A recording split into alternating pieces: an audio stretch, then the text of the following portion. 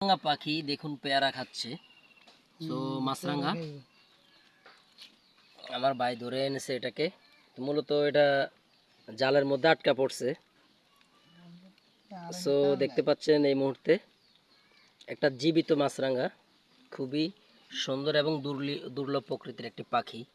আমাদের দেশ গ্রামে আগে এক সময় পুকুরে বিভিন্ন জলাশয়ে পাখিটি দেখা যেত দর্শক। সো এখন এগুলোর আনাগোনা খুবই কম, কারণ এই পাখিটা মূলত মাছ শিকারী একটি পাখি। মাছ পছন্দ করে, যেখানে মাছ সেখানেই এই পাখিটির বিচরণ।